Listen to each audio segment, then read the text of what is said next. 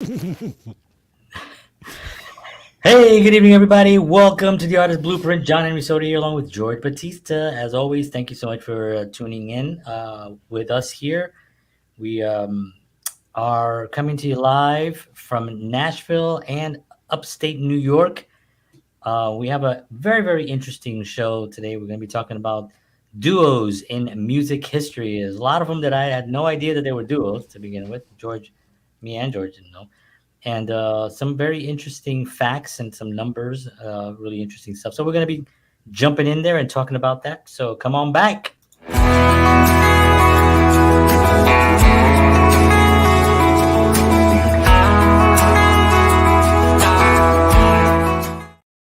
All right, so we're going to be talking about famous duos in music, and we are now, as some of you know, Sunday night, 7 p.m. Central, 8 p.m. Eastern Standard Time, right here at the artistblueprint.live. And Sunday nights we're going to be here, and this is our third, I believe, our third show on a Sunday night. Is that right? I think Yeah. third, right? Our third show Sunday night, and I like it. Me too. I feel that it's going to be a good place for us in the long run. Agreed. It also gives us a place to kind of start our week from, Right. and kind of Tuesday was always I think Tuesday started because of other reasons. It wasn't because we chose Tuesday. I think it was we all had I had other things going on and I couldn't make any other day. But Sunday nights are really good, and we're joining some elite people on Sunday night shows like Ed Sullivan. Let's go back 40 years. Hey, Why not, man? for those of you who know who Ed Sullivan was, Yeah, people are like, Ed Sullivan, wasn't she in that new I saw him on TikTok. Yeah. He's on TikTok, right? He's got like a viral video right now. So good. That guy, man, Sullivan. I don't know why I make him talking that way. But anyway, here we are, and we're going to be talking about this. So before we do that, we're going to be talking about our sponsor, and I'm going to turn it over to George so he can actually give some love to our sponsor. I love you, sponsor. I love you, sponsor. Thank you. All right, so the Artist Blueprint is brought to you by Wellness Resources, family-owned and operated nutritional supplement company providing the highest quality, clinically formulated supplements since 1985. Man, they are still going strong. Find out why they are still going strong and have amazing supplements. Check out their website at myvitaminresource.com. Don't forget your two big savings. The first one, because you are our viewers and listeners, you will get free shipping if you enter the promo code Artist Blueprint at checkout. Everybody loves free shipping. And then on top of that, don't forget their monthly specials. Brand new month, brand new special. This month special is 25% off their longevity supplements. And that includes Brain Protector and Physitin and many, many more. They have some really, really good supplements for the brain. And remember last time we talked about the gut, but like I said, the gut does affect the brain as a two-way highway going back and forth. John, I don't know if you know this, but there's a lot more going up than coming down. So we have to make sure that our brains are in good shape. So it's 25% off their longevity supplements. So check them out at Wellness Resources at myvitaminresource.com. Sweet. Physitin. Physitin. Let's get Physitin. Physitin. Yeah, we're ridiculous like that. So yeah, we doing some research on the duos. There's always the ones that we always kind of like will come to mind are obviously Simon and Garfunkel, Hall and Oates, but there were a lot of them that I just did not really realize were even duets. So we're gonna go online to have some information here, some kind of cool information. If anybody wants to chime in with any information they have, please just put it into the comment section there of whatever platform you're viewing this on, and we'll definitely take it up. But thank you for being here. So, what are your thoughts on it? On you from doing your research? Well, again, it's kind of the same thing. I didn't realize, some certain people were or certain acts were duets because I and we talked about it like earlier, like the Eurythmics was a Yeah. duet and didn't even think about it, right? It was just, I always thought of them as the band, the Eurythmics. But I mean, but going even going way back into the old days. I mean, they even have Marvin Gaye and Tammy Terrell Oh as yeah. a duet, which they did. Yeah. Now they weren't Ain't really no mountain high exactly. enough. Now I wouldn't necessarily consider them as a long term duet, but they did Yeah, that do was interesting right that they that they have have them them there, right? like that. Yeah, because I mean, like Ike and Tina are on there, but that makes sense because they were known as Ike and Correct. Tina Turner, during those years, But yeah, Marvin Gaye and Tammy you always kind of thought as separate, but Yeah. I think sometimes also these people that these artists they come together so strongly and create something that's so memorable that people just automatically. It kind of reminds me, we were talking last week about Dolly Parton and Kenny Rogers. That's right. They sort of have that kind of chemistry. I'm surprised that they don't get put out because they did a lot of music together. They did Sure. albums together and they toured and they did a lot of work together. Um, so it's interesting when you see how they put these guys together. So we're going to talk about this basically the duets, but we're also one of the things that I fascinated about is how duets, how two artists work better than three and four, Hmm. and two just seems to be a really good combination. I mean, you can talk about the Beatles, but we have Paul and John. Yeah. They really kind of worked really well together. That's right. And if you go to a lot of the bands, like there are always two that kind of work together on the music side of it. You look at Rush, right? We Love Rush, 3-man band. Neil wrote the lyrics, but it was really Alex and Neil. I mean Alex Getty. and Getty that got together and did the music and the arrangement. And Getty really was like the leading force of a lot of the arrangements and really where he worked. He was the over the workaholic of Mm. of the band. Yeah. It's sort of like in the Beatles, you had Paul McCartney was the guy that would call up the lads and be like, all right, let's get into the studio, and they would call them, then they would all get in and record. But if it was left to Ringo actually said this himself. He said if it was left to him and George, they just sit around and drink tea all day and just talk, you know. That's true. But Paul was always like, we got to get this going, and then John would kind of fall in, and then they would motivate each other. But there's something about the duos, that really complement each other, because you only have one other source to go to for something, Yes.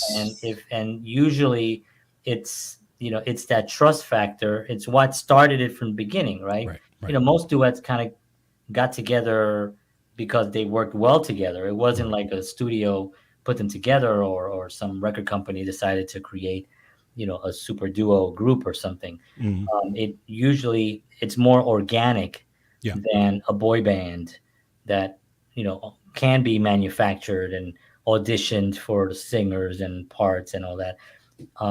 Whereas like Ike and Tina Turner, they were dating, you know, a really good, healthy relationship they had there going. And I think that also, kind of comes in with the game. There's a little bit of a friction. Yeah. But you have, two people also, especially if you have personalities that are a little bit, more stronger, and they're a little bit more forceful in the way they operate. So you have, Tina is a force. I mean, you Yeah. can't, she was just an incredible, incredible force. And Ike was a great musician also, but had a lot of issues and a lot of Mm. Did he? problems in dealing with things and dealt with them not in the right way.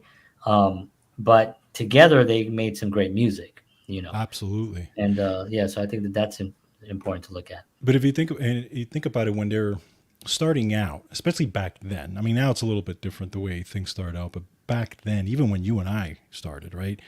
I think their goal was really the band dynamic, right? Their goal Right. was we're gonna get into a band. We're gonna have 4 or 5 members, and we're gonna go out there, right? But so you kind of start with that goal, but you hook up with that one other person, Yeah. and all of a sudden you two are clicking so well, right? And sometimes it could be just the fact of, you know what, you and I click so well, let's just do it together, We don't and need. then we don't need anybody else. And then what you end up having, those groups like the Steely Dans of the I was gonna world, say Steely Dan. who Yeah. who didn't need, everybody else was a session musician, Right. They right? just hired. But even when they, so yeah, a lot, I think a lot of those started that way. But those two people clicked, and then they just brought other people around them. And funny, because I think about you and me, actually, if you really think about it, because at the end of the day, when you look at the beginning of everything started at the end, you and I were there from beginning to end. Yeah. Yeah. Even though the best guys came in the latter half of the situation, but you and I were the ones that started it. You and I were the ones that ended it. you Yeah. know, Yeah. Yeah. And I think about that too. And it's also the audacity that you need to have right? to say it's us two, and we're starting a band, and we're Correct. bringing people into this world.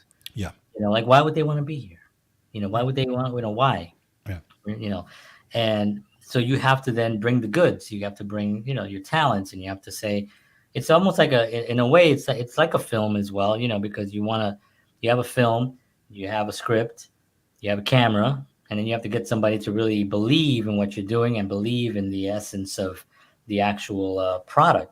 right. So when you're starting a band, it's the same kind of thing, but I think it's so much easier for you and I when we were starting our first bands. It was so much easier for it to just be us, Oh yeah, and then yeah, have everything else, yeah, bring in stuff. yeah. I brought in, the singer, and we bring in a bass player, and then he didn't work out, and then he's gone, and we bring in another bass player. It's just that it's so much easier because we have the framework of what we have in our minds as Hmm. what we want to do, and then you find someone that's okay with doing that. Right. You have to, because that's another thing. You can't force people in your band, and if they don't like the music, or if they don't like what's happening, or they don't like the direction of the band, well, then that's that. It's And we go back to the Beatles again. It was Paul, John, right, and I think George and John knew each other since they were like 12 years old. Mm. And they all knew each other from around the way.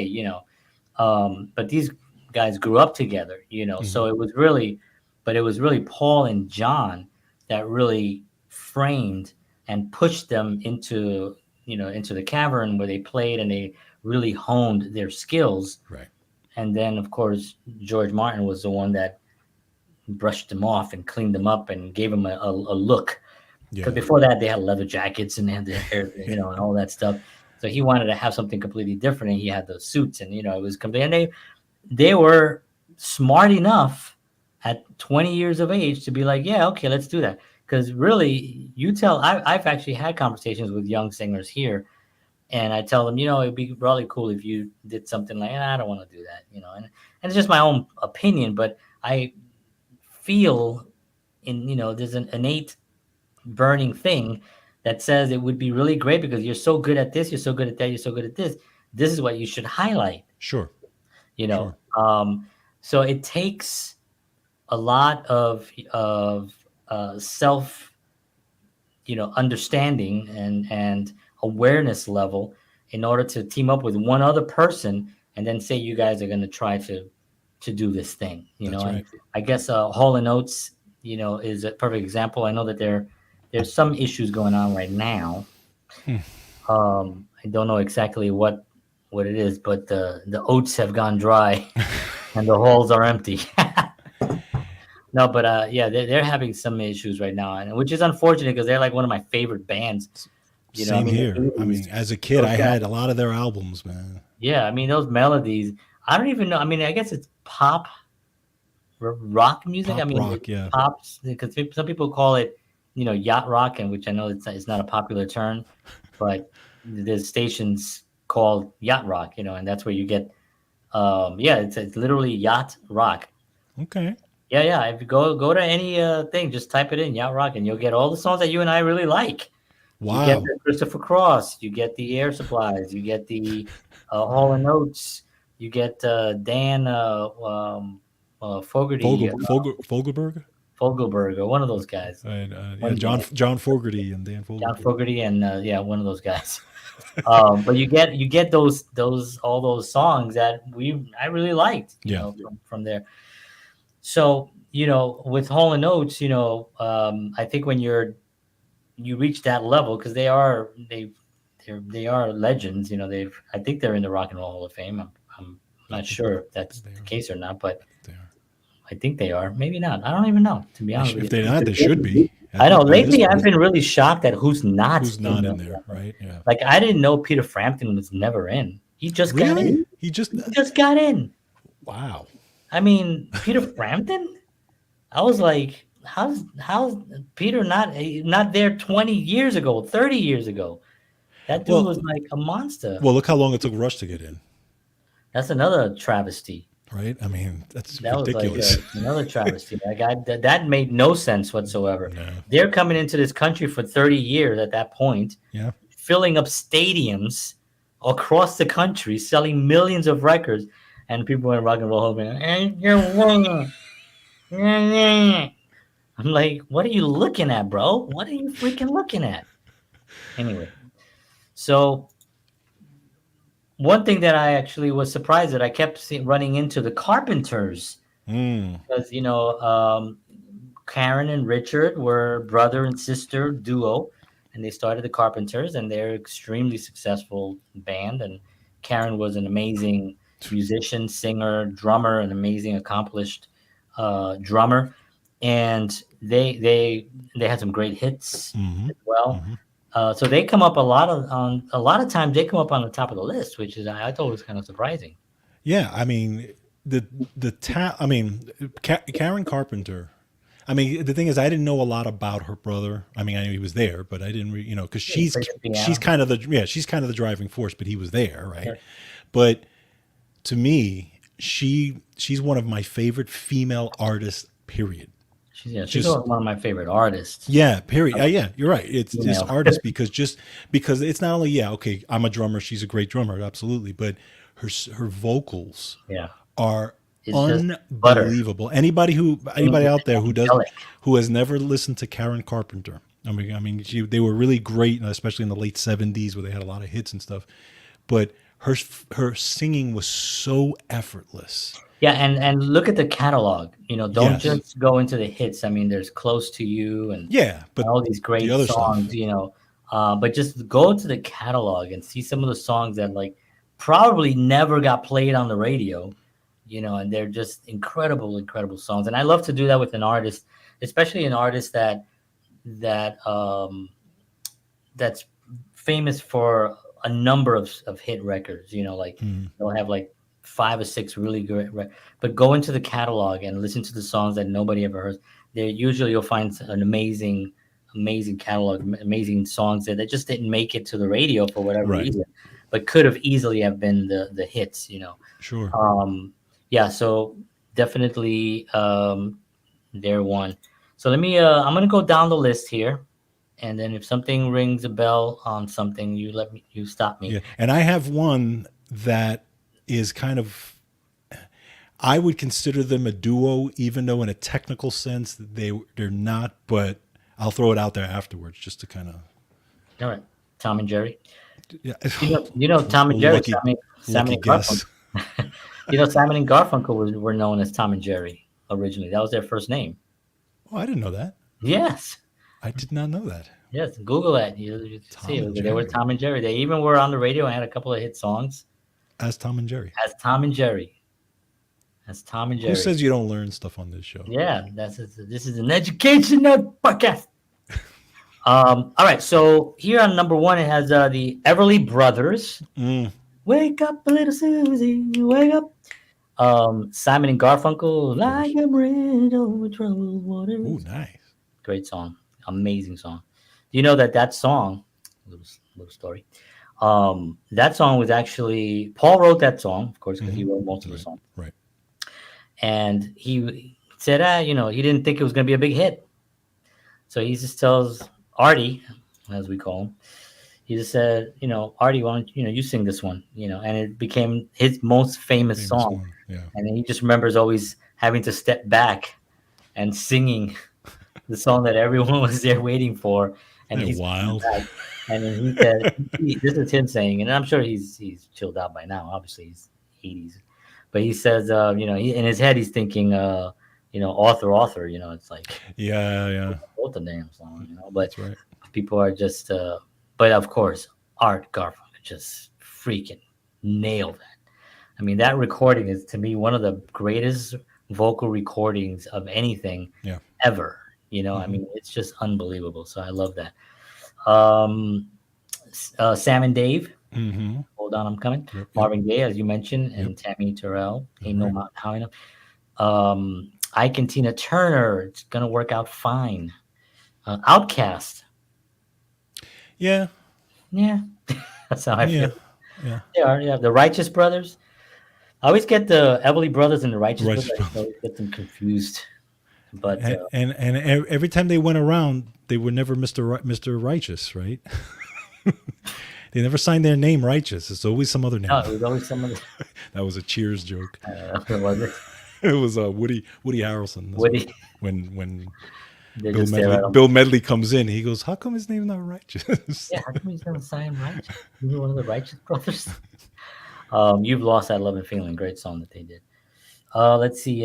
Some people here that I'm not too familiar with. But this is the wonderful thing about music, and the wonderful thing about this show is that I think we talk about things that we don't really talk about. Like people don't Hmm. talk. Like Shirley and Lee. Do you know Shirley and Lee? I Let the don't Good know. Times Roll. Ah, yeah, okay. I know that. 1956. I know the song. Yeah, Yeah, Jan and Dean. Jan and Dean. I know. Yeah, Surf City. Right. Eric B. and Rakim. Follow the leader. Yes. That was back in the That days. that was what, 80s? 1988. Yeah. Hall and Oates. That's a motorcycle driving by. Sorry, that's my wife. She's coming home. Hall and Oates. Right. Man Eater. Man Eater. 1982. 1982 is Wow. damn man. And that was and they had hits before that. Yeah, that was massive. James and Bobby Purity. Purify. Wow, I can't read. Do you know who that is? Bobby No. Purify. No. I'm Your Puppet is the song from 1965. I'm your puppet. I know the song. Yeah, Steely Dan, Of Do It course. Again. Uh, Marvin and Johnny, Tic Tac, not the Tic Tac that we all know and Right. love. Tick tick tock. 1954. The Carpenters, Yeah. Close to You, 1970. Wow. Les Paul and Mary Ford, Nice. yeah, 1951. How High the Moon. Let's see if there's anyone here. The White Stripes. Of I'm course. gonna skip down a little bit. Sonny and Cher That's right. Sonny had a and big Cher. hit with "I Got You, Babe." Mm-hmm. Um, Boogie Down. I don't know what this one says. Boogie Down Productions. Okay. Ashford and Simpson. Remember them? Solid Solid, as a rock. solid as a rock. I actually like that song. Yeah, I got to be honest. It was not one of my favorite. They have Really? tremendous songs that I love. Yeah, yeah. But that one particular song used to Interesting. drive me Really? bananas because they played it so much. Yeah, yeah. It could. Played, I mean, they killed that thing. Well, yeah, it was like every hour they would Oh, play that. You and know. solid as a rock. Yeah, I'm just not a big fan. But Ashford and Simpson, they're amazing. Pet Shop Boys, remember them? That's right. Western Western Girl. Girls. Yeah. Western. Otis Redding and Carla Thomas. See, here's another group that you kind of think Otis Redding. I mean, I know Otis Redding, but I Yeah, didn't and then know. Carla Thomas, but they put them together with a song called Tramp from 1967. I guess that's like the Marvin Gaye, Tammy Terrell thing. I guess so, yeah. The Eurythmics, which you Yeah. mentioned, Hmm. Sweet Dreams Are Made of This. We never know what. She doesn't say. True. She just says this, and don't get it. Jesse and Marvin, Peter and Gordon, Brooke Benton and Diane Washington. I mean, these are all things that I would go back, and I am dorky enough to do that. I go back and I'll go to YouTube and check out some of their videos and check out some of their music because it's cool to find out. Air Supply, Ah. the one that you love. Here I am, the one that you That you love. love. Loggins and Messina. Yes. Your Loggins mama and don't Messina. dance and your daddy don't rock and roll. That's from 1972. Wow. Uh, Here's the Sims twins. The Sims twins. I don't know what that is. Tears for Fears. Yes. We were just talking about them. Tears for Fears. Sometimes I get them. I used to get them confused with the Pet Shop Boys back in Yeah. the day. Wow. But Tears for Fears, they were great. Yeah. They sang "Everybody Wants to Rule the World." Crisscross. I guess theoretically, yeah. Jump, jump. Jump, jump. Yeah. Roberta Flack and Donny Hathaway. Ah, that's see Where both is love? both Where is of love? both of those are Where amazing is separately and then love? Yeah, amazing together. they are. They work so well. Johnny and Joe, Over the Mountain, Across the Sea. Not too familiar with that. No. DJ Jazzy Jeff and the Fresh Prince. Look at that. They're in there. Savage Garden, which I knew that they Yes, were that's right. a duet. Yarborough and the Peoples, Don't Stop the Music. I know the song. Don't stop the music. Don't stop. I can't remember how it goes now, but um, all right, we're almost wrapping up here because there's a lot. The Blues Brothers, Soul Man. Yeah, So those of were, course. I mean, the Blues Brothers were, I mean, they really did play. They really did sing, and but they were sort of like not a real group or something. It was Yeah, like a movie group, yeah, but they sure. were they're still people still play them and they consider them right there. Um,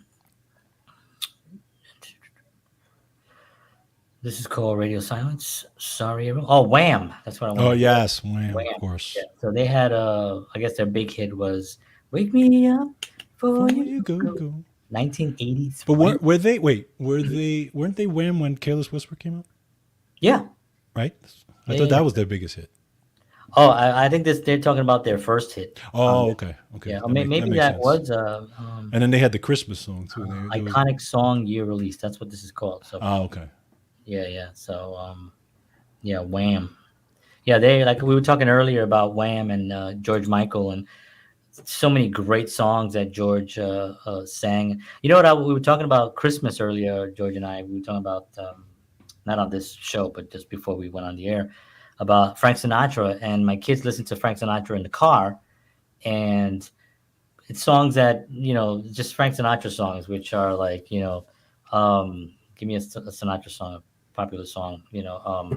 I've got you You under under my my house. skin. No, but like songs like that, basically. And oh, you make me feel so young. You make me Hmm. feel like spring is sprung. So that song comes on, and my kids always like this song reminds me of Christmas, and it kind of makes sense because Sinatra has like so many Christmas It has iconic. that vibe, yeah. Yeah, but then I was remembering George Michael has Last Christmas, which is really kind of That's a a huge huge Christmas Christmas song. song, Yeah, constantly it, played in it Christmas. always plays every year. I mean, That's actually one of my daughter's favorite Christmas songs. yeah, it's a good song. It's a really You good song. you want to hear something interesting? I don't know if I told you this. That's one of her I'd favorite. But say do you know what Jordan's favorite Christmas song is? is if you're gonna tell me that it's Mariah Carey's song, then we're gonna just log off. John, I don't even allow that song to be played in my house. Okay. They know in this house that I hate that song. I'm so disgusted by that song. No. Her yeah, don't even get me started. It's just overplayed. It's not a bad song. It's just it's too much. No, I hate it. All right, but but her favorite Christmas song. Huh? I hope it's, You won't get it because you'll be like, really? oh really? Oh okay. So but it's a song that I would know. Yes. Oh okay. You would know this. You would know this song as much as anybody. White Christmas, No, chestnuts roasting on an think open fire. Elvis. Blue Christmas? Really? Oh my God! Do you know what? I remember having a conversation with Holland Cowger, the ex lead singer of our band, and that song came on. It was one of it's one of the ones that I hate the most. Elvis song. Really? God bless her for liking it, and I love it. But it's for me, it's like it's over the top Elvis. Oh, a Christmas without you. I mean, it's so. So okay, so is that worse than Mariah Carey? You really okay? You're really gonna put that in the same category as Mariah Carey's song? Bro, Oh, come I on. am a huge Elvis Presley I fan. know, I love everything that dude, but that one particular, and that's the only one. but Mariah. Okay, Only but one. that Mariah Mariah Carey Carey. again has great songs Love too. Mariah Carey. But you're gonna put But you're talking about. You see, you're talking about two. We're talking about two different things. All right, let's. We'll get back to duets in a second. We're talking about two different things. You're talking about song, and I'm talking about performance. I The way if Elvis would have sang it like "I'll have a blue Christmas without you." Okay, but because he sang it, because it drives me nuts because it's just he's almost imitating himself. Mariah Carey's song is just not a good Christmas song, but it's been overplayed to death. But okay. she's got an amazing voice, so So she what you're saying did that the if way he sang that song right normal or without those I would like the inflections, song you would like the song more. because I've heard others sing that song and I like it. I'll have a blue Christmas without you. It's nice. It's very nice. I'll have a So for blue that, you're gonna put that in the category of Mariah Carey's Christmas song. because of that. You know what, John? That's it. Sit on this, John. Boy, how long have you been waiting on that one? I didn't even know that was there. All right. Well, getting back to duets, duos. Um, oh, Hey, I don't even know the Mariah Carey Christmas song. Well, how does it go? I don't even know it. I block it out. Like I literally, no, I block it out too. we Actually, don't play it. I don't even know how it goes. it's No, Oh don't my sing it. god, now I have Elvis in my head. Oh, it's a good song, man. I'm sorry, I can't do that. I'm not saying that it's one of Elvis's best, but I can't put it in that category. It's one of my favorite songs, man. That's the way I sing it, man. I'm Elvis Presley, man. What are you talking about? Did you? Oh, You know, there's a video I saw by the way the other day of. We'll get back to duets in a second. Um, of Elvis right before his show. Have you seen that where he's really nervous? yeah, backstage. No, Yeah. I've seen, listen, I know you've seen everything. It's the first time I'm seeing this. whenever I see anything on Elvis that I have not seen, it has literally brought tears to my eyes because I've consumed everything online. My kids are a little sick of it too, but I've seen everything because my mom was such a huge fan that Right. she turned me on to all that. But yeah, no, that was from a documentary called Elvis Alive or something like that, and he's actually performing at a hotel that's opening up, a brand new hotel, which I think it was Right. like the Flamingo, one of those famous Mhm. hotels. But he was like the first performer to ever to launch this new hotel. So he got hired to come out, and it was sort of like right between the coming out of the military and Yeah. then coming back, and then the 68 special came out, which was a massive hit, Yeah. and then right after that he was going to go on the road again, because now he finished his contracts. We'll do an Elvis show at some point, but Yeah, we should. he finished his movie contract, so now he can go back on the road. Right. And that was like one of his first things. So he's backstage and he's like pacing and Yeah. like sitting there going, I never saw that. Like I Oh, never saw yeah, that yeah, side of him. let me know tell what I you, mean? Elvis was a very, very sensitive dude, man. Like he'd be backstage, and unfortunately, there weren't enough people around him. I think we talked about this Yeah. last week also, that just could like just get him, tell him or just I don't know what you would do. I mean, the guy was like he was so iconic alive. Mhm. You know what I mean? That it was Yeah. like it was whatever, But yeah, no, he was a very emotional and sensitive guy, and he was nervous, and he would forget words. I Yeah, don't that know I heard. Yeah. that on that concert, he was gonna do the Simon and Garfunkel song, not "Bridge Over Troubled Waters," but it's a song like that. He did do a cover of that once Mhm. live, which was incredible too. But he was doing a song, and he could not remember this one lyric, so he writes it down. No, I can't help this feeling. It wasn't a Simon and Garfunkel. Deep inside of me. What's that song? Him. I'm waiting for that.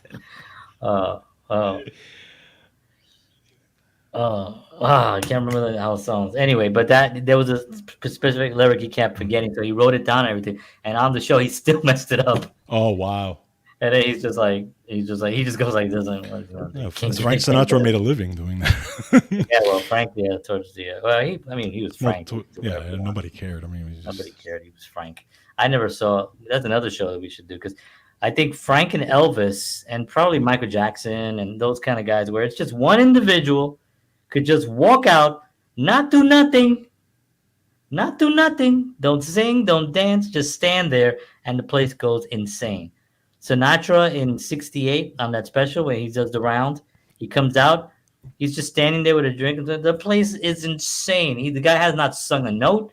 He's got a suit on, crushes it. Elvis Presley, da-da-da, da-da-da, right? yeah, yeah. That obviously is huge. He comes out, right? But the music is playing. But if he's just walking somewhere, you know, Well, same that thing was with like Michael and the Bucharest special when Oh my God. when he See jumps that? out and Yeah, he he stands there stands there. and literally like 5 minutes just standing there, and there's people fainting. and they're being carried. They're off being the carried side, out, and he hasn't even sung a note.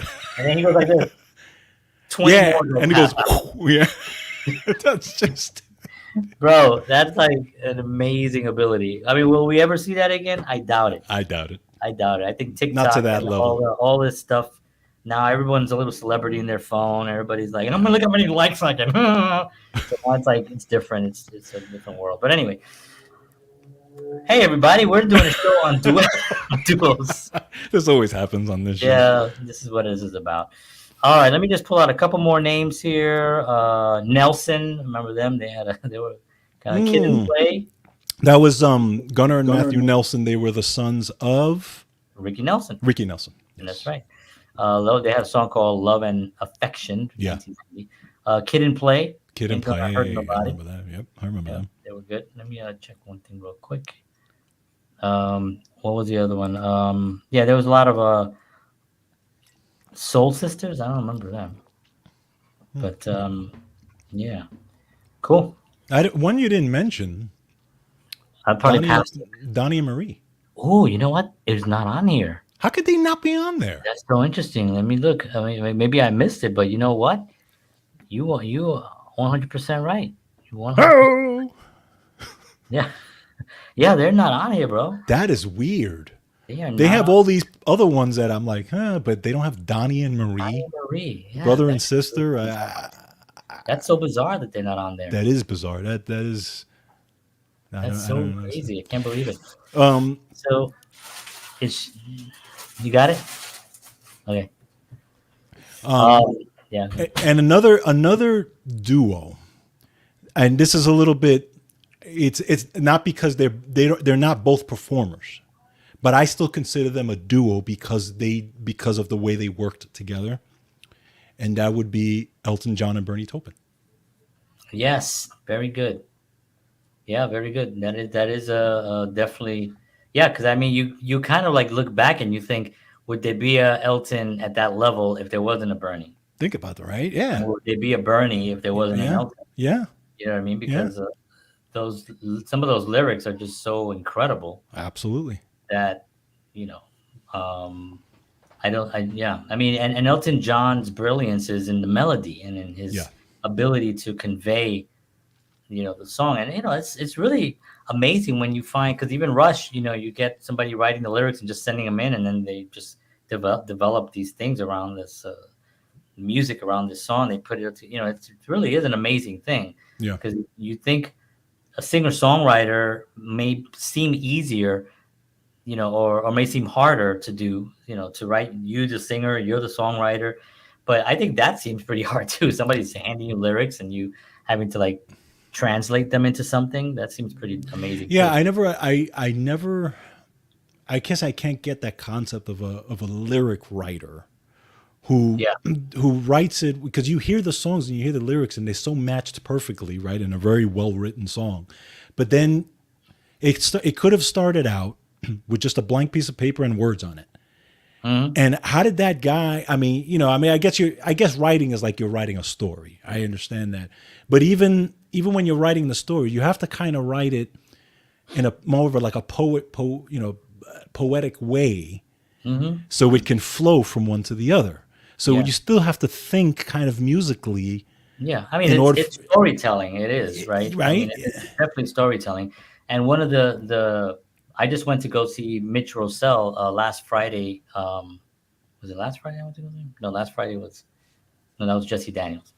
Jesse Daniels is amazing too. But before that, I went to go see Mitch, which I'm gonna go see him again next Saturday, in a town not far from here. Um, his songwriting is so cinematic. Like when you hear the song, you see the song. You Yeah, see the yeah, visions, you yeah. see that. It's really amazing as a songwriter, his ability to do that, and just an ability. In Jesse Daniel, I saw on Friday night here in Nashville, and the same thing. The stories are, these songs are 3 to 4 minutes long, and so you don't have a lot of time, but within that, that's why the phrasing has to be so good, and the the you have to tell the story honestly, but you Yeah, can't complicate it. right. You can't complicate it. You have to be really, really communicate, which going back to one of our favorite bands, which is Rush. It may be one of the reasons why the mainstream radio doesn't always play them, even though they get played a lot. Yeah. But a lot of their songs are really wordy. Yes. They could be I mean, there's a lot of metaphors in there. They're made up metaphors, even in there. There's a Mm-hmm. lot of um, visions that were conveyed in a way that was really just above a lot of people's Yes. you know Sophisticated almost. It was very like, yeah, sophisticated yeah. song. Yeah, that's what I mean. And because it's also surrounded with this prog rock kind of style, it can get lost the meanings. But if you go back, and I've done that, and you've done that, you go back to some of these songs and you read them. I think Limelight. People Yes. don't even realize Limelight is like really a song about fame and Yep. the struggle with fame and all that. Correct. It's just really extremely well written song. Yeah. Tom Sawyer, I have no idea what it's about, but it's a song that it has to do with Tom. And that was one of the only songs that was written by Neil and someone else. Yeah, there you go. So, yeah, But it's interesting because then you get kind of the completely other side of it. Going back to the duos for a second, look at Steely Dan. Now, Steely Dan is one of those bands Their that lyrics, I have no you idea. could not give a crap about what these guys are saying. That's number one. Okay, most people don't know what they're saying, and most people don't care what they're saying. And number two, the singer is not even a great singer. Right? He just basically almost talked the Yeah, lyric. he's a He was an average. communicator. He's Mark Knopfler from Yeah, he's got that he's that, style. Right. yeah, Yes. he's a communicator. Yeah. Exactly. Bob Dylan, Right. Right. on Yeah. Prime. These are guys that can communicate a song but aren't known for their vocal ranges. Right. But and my point is that right there, lyrically, who knows? But Yeah, their like music is earrings. but the music is so far beyond the lyrics that it's like you're it's not even, the lyrics don't even have to be there. Yeah. I mean, just you listen to a song like Green green Earrings, earrings, yeah. but even like the popular stuff like Josie and stuff like Yeah. that, there's not a lot. Peg, Peg, yeah. Peg. What's Peg about? You still try to figure that out. I have no idea. Yeah. There's another one. What's the other popular one? Let's do it again. There's Um, reeling in the years. yeah. Well, Reeling in the Years, I think is probably the most And that, understandable. and that was like their first hit. See what I mean? Like, because there were people I think people care about lyrics. Yes. It's like, we're listening to, sometimes people listen to songs and they don't even know what the song's about because they don't really care. They just like the beat. Yeah. And that's not really a majority of the people. People want to know what they're saying. Sure. They want to know what the song's about, especially if it's a ballad or if it's a song that's really captivating to the listener. Right. They want to know what the song is saying, But yeah, like a song like that, like Reeling in the Years, it was communicated, whereas it's talking about reeling in the years, Yeah. Yeah. about getting older and Yeah. life and stuff like that. And I think that communicated, and people really gravitate towards that, and And then I'm on the other side of it, where I'm here in Nashville, Tennessee, where Brooks and Dunn, by the way, I was gonna mention Brooks and Dunn actually. yeah, a huge duo group here, Yeah. country uh, legends, right? Um, but then you have on the other side of the coin where there's absolutely no holding back of what we're communicating. I went to the bar on Friday night. Yeah. She was standing there. She was dressed in white. I took her home late that night. It was just, and it's laid out, and it's much harder to do that because now you have to do that without sounding too cheesy, like what I just did. Yeah. You have to convey it in a way that listen. If you listen to anybody, listen to Rich Rossell, you listen to people like George Dukas, Jesse Daniel. There's a couple others that I've listened to and that I've met that just have just a way with communicating simplicity in such a way that's so poetic and just sounds so amazing. Yeah. So I love it. Agreed. So we got somebody, Matthew Briggs says, "What's up, JHS? Hey, what's up, man? Chilling. We're chilling here. We're doing our thing Sunday nights, every Sunday night, 7 p.m. Central, 8 p.m. Eastern Standard Time. The artistblueprint.live. Visit www.artistblueprint.live." I'm trying to think if there's any other duets or duos that I'm missing. Well, I mean, the Donnie and Marie thing blows my mind. That's kind of like shocking. Yeah, I mean, there are just some honorable mentions that I would say. Daft Punk. Yeah, I don't know what they look like. But because I was going to say nobody knows what they look like. Who knows if those are just two guys and it's just not a bunch of guys? He goes, "Why don't you go out tonight?" At least they could go walking around the street. Nobody has no idea who they are. Nobody has no idea. I think that was part of the reason why they did that. Roxette. Do you remember them? Yes, it must have been love. Yeah. How about Public Enemy? Do you know that they sold over 75 million records worldwide? I believe it. It's interesting about them. Like 5 million.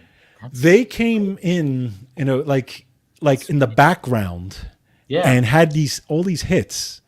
And you sometimes you even forget they were never like in the media. They were not like out there. No, but they were always like out there with their songs, but they were always just chilling. Yeah. You never heard too much controversy from them. I find Air Supply is a little bit like that too. Yes. They're still touring, by the way. Yeah. Like I follow them and whenever they go live, somebody on their staff does a live stream from the concert for like a few minutes. So they'll do like 2 or 3 songs, and I'll see them and they sound great. I mean, they sound great, and wow. It's unbelievable. But they're still out there doing their thing, and but you don't hear any controversy or anything. They just go out and they just make songs and stuff like that. I mean, they were so huge in the 80s. Yeah. Did we mention Captain and Tennille? Oh, we did not. Captain and Tennille. Yeah, I mean, it's weird because this is like the 100 greatest music duos, but Captain and Tennille is not on here. I mean, I would have definitely spotted them because love will keep us together. Yeah. Great stuff, man. Yeah. So let me see who else was on here. Captain and Tennille. Wow. But maybe the reason. No, it makes no sense why they're not on here. Let me see. Maybe there's another list. Let's just investigate here just a little bit more before we call it a day. Simon Garfunkel. No, they don't come up anywhere. I don't know who's making these lists, but it's just. Yeah, there are people here that I don't even know. See, I would take out if you only had a certain amount of time or a certain amount of spaces, I would take out the ones who did one duet together. Right. And then put in the ones that actually did a bunch of songs, like the ones that were known as right, exactly. That's what I would. That's the more of the better list, But here, it says, the most successful pop duo of all time. Some places have the Carpenters. So they're considered the most successful of all time? For this here, which is on strawpoll.com, which is kind of a site I go to every once in a while just to look for stuff. they have like the most successful this, the most, Right. per polls that they put out. So they are that, but I don't. It depends on like who they're polling. You know what I I mean? would, Like, I would, I would, I would put I Simon and still, Garfunkel I to was me just at the gonna, I top. still have to put Simon and I, Garfunkel. maybe them, I maybe them part, a second, but I Yeah, would definitely put Simon and yeah, Garfunkel yeah. at the Because top. I don't know who else would be, and Simon and Garfunkel, I think, had a much longer career. Yeah, I mean, not I don't know. I know Karen died very young, but I'm saying that their music from the 60s and 70s is still being played right now, correct. pretty extensively on social media and on the I mean, not social media, on the streaming channels. So I think that's, to me, it makes more sense for it to be Simon and Garfunkel. I agree. It's weird about music and stuff, and like selling records, right? Like sometimes you go like, who's biggest the biggest star of all time that has sold the most records of all time in the history of music, right? So like, talk amongst yourselves. Busta Rhymes. I don't know. So it says here. So it says here the Beatles Sold the most records. sold the most records, best Okay. selling artist worldwide as of 2022. Perhaps unsurprisingly, British rock band the Beatles are at the top of the list for best selling artists with 183 million units certified sales.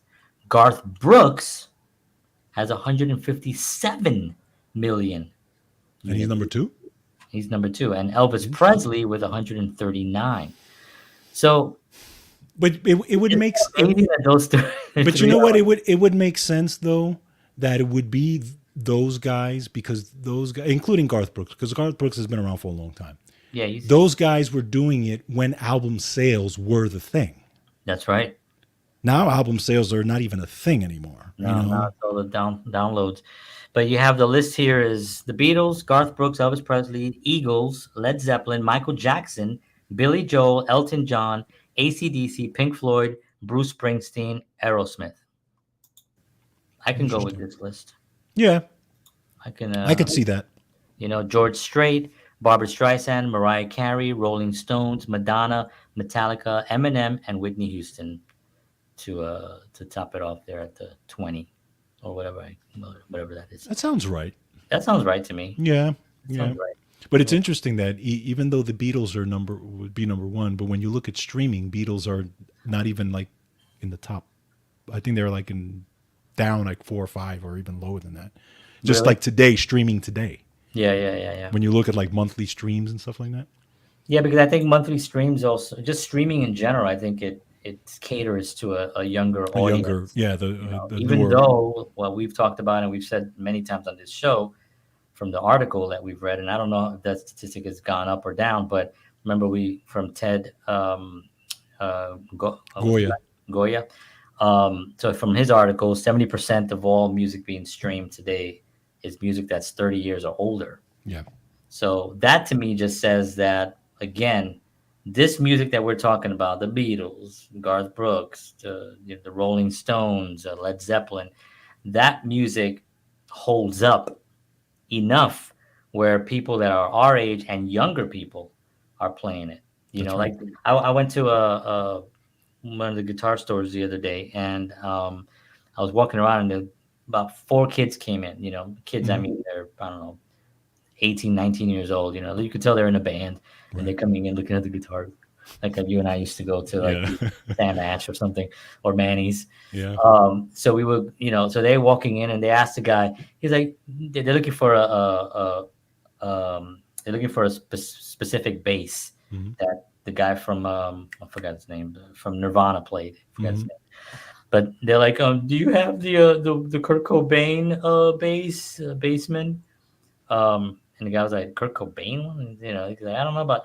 But my point is, these kids are 18 years old, 19 years old. They're talking about Kurt Kurt Cobain. Cobain. Yeah, who was in the 90s over 30 years ago. That's right. He's been gone a very long time already, about 30 years, over 30 years now, and there's still still passion, going. Same thing with like when you go, any of these bands come to play in Nashville, they play here at the big arena, that it's sold out. The Yeah. Eagles played here nights, every night after night, sold out. It's like, it could be a combination of also people that are older that have money now. Those Yeah. guys that grew up with those guys, now are in their our age. Well, I guess the Eagles are not of our generation. No, they're They're older. older. Yeah.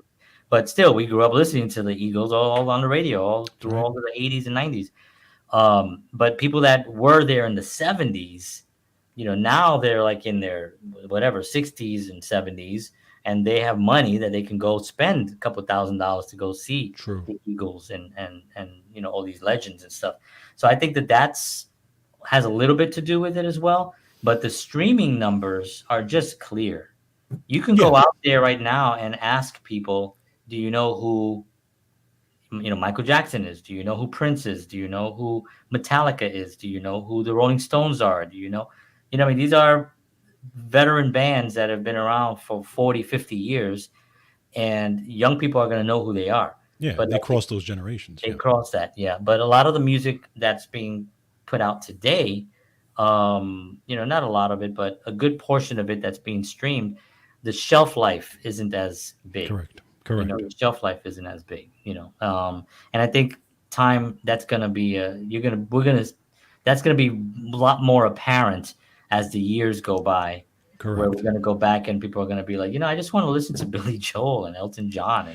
But I think also the Kurt Cobain thing, I think they represented at the time the anti-establishment movement, where the young generation, even at that time, was so into them because they just threw it against the wind and did whatever and I think that representation follows. So I think kids can still listen to those guys. Even my daughter knows a lot of their songs.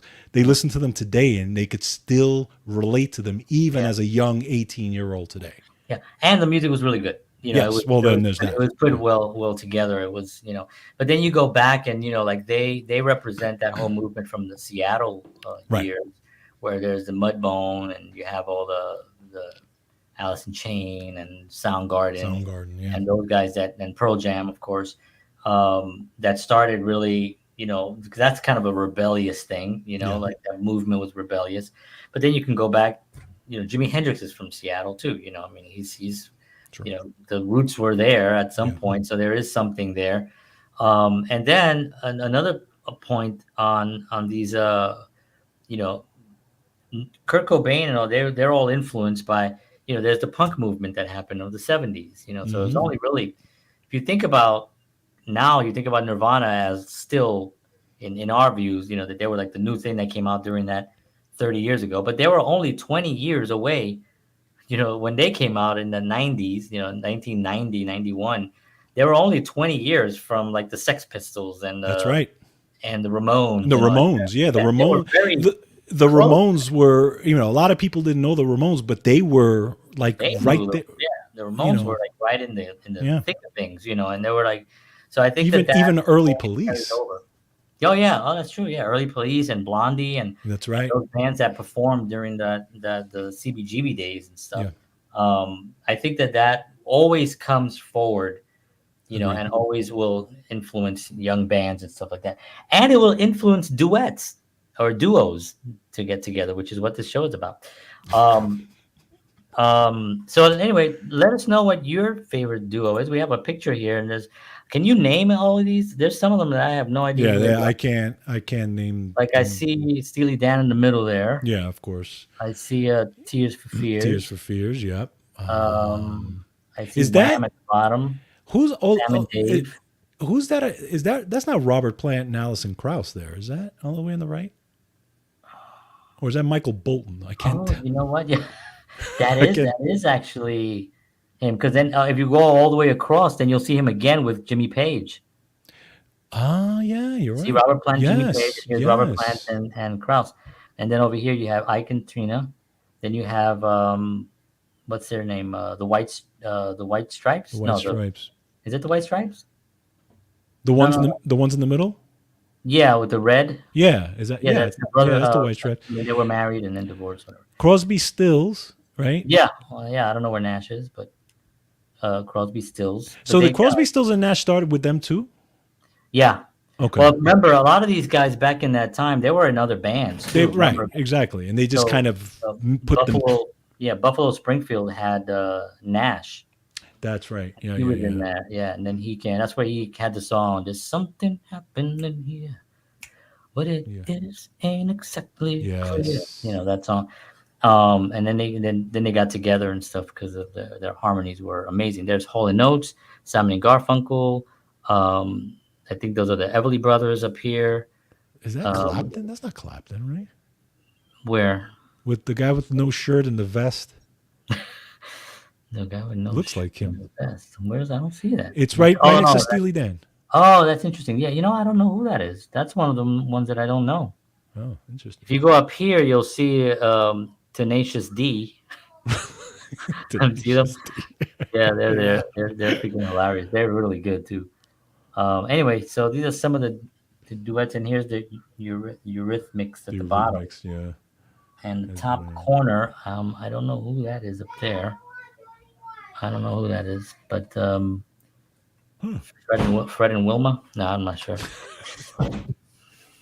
But yeah, so that is our show. Duets. I keep saying duets, Duos. duos. We Duo. should do a show on duets because duets are also like really popular duets that have taken like we talked about last week with Kenny Rogers and Dolly Parton. You know, that was a huge hit song. That's the They one get thing I together. gotta say. Sorry, that's the one thing I gotta say about music today is that now everybody's doing duets now. They are. Yes, if you look at the young artists today, the Selena Gomez's and these artists who are out today, they're all on each other's albums now. Yeah, but see, it's different. It's really different It's become because like a just a normal thing instead of a like a like a special, surprising special yeah, thing. like a Right. special thing. But I think also that the fact that it's called a feature, Right.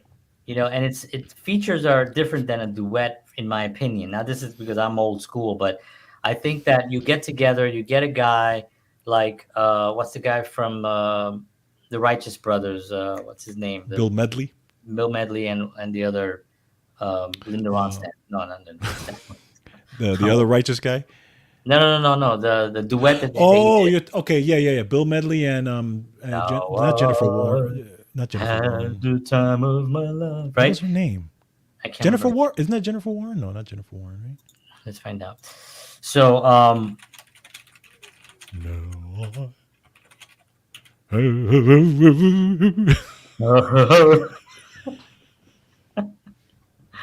ay, ay, ay.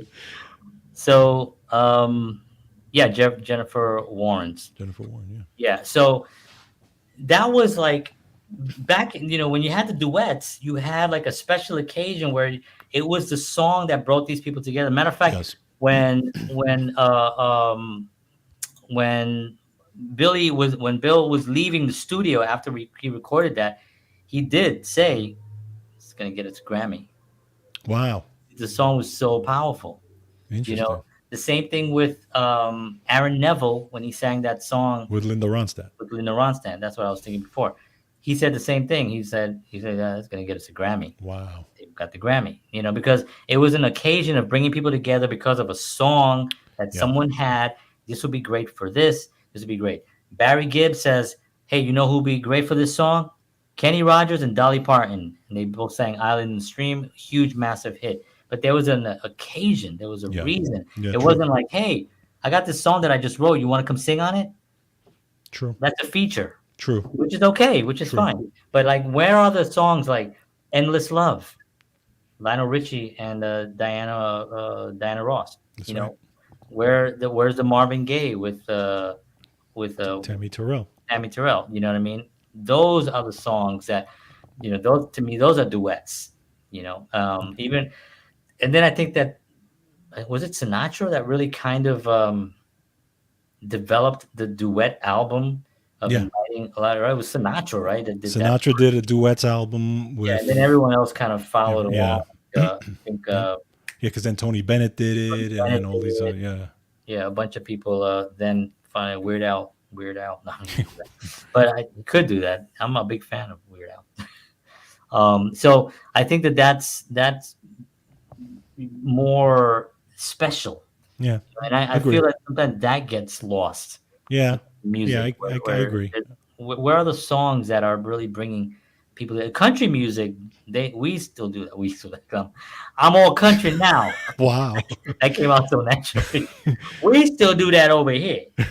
No, but I mean, here in Nashville, they do that here. well Somebody country music has kept its roots, it's roots, kept its way of doing yeah, and things. it does it has it's in a weird place right now. Like you'll see some of the traditional artists talk about it Yeah. because it's almost like a rock. Like Morgan Wallen is a perfect example, right? Morgan Wallen is great. Mhm. I mean, he's country. He's from Nashville. But he's got some songs that if John Mayer sang would be hits. Yeah. They're just pop songs Right. with a twang. That's right. So it's the authenticity of it is not all in country. But what they do here is that they bring artists together specifically to get a song recorded that they have. Somebody has a great song. This would be great for Reba McEntire Yeah. and Tony Orlando. Um, I don't know, Tony Orlando. I like Tony Orlando too. All right, I think that's it. We've exhausted the topic to a certain degree. We can always go a lot deeper on all these. So let us know what you thought. If we missed anybody, obviously there's a couple that we just caught on while we were doing it, like Donnie and Marie, and that was kind of strange that because they did that was record records together that were out. Yeah. So but if there's anything that that we missed, let us know, and we will be back next week, 7 p.m. Central, 8 p.m. Eastern Standard Time. Thank you all for watching. We appreciate you. We also understand that there's a ton of things that you can be doing on a Sunday night rather than watching these two mugs talking smack. But we appreciate it. If you're here, it means a lot to us. So thank you very much. And we hope you keep coming back and telling your friends. And please like and subscribe and do all the things that you're supposed to be saying at this time of the show. And we will see you all again next week with another topic. And we're gonna have some guests. Guests are coming. They're lining up, and we just have to have a block of time to actually put them out there, and to do it properly is our big thing. Is we want to make sure we do them properly. So we do have some amazing guests coming out. So, all right, folks, thank you very much, George. As always, thank you, sir, and I will see you all. And as always,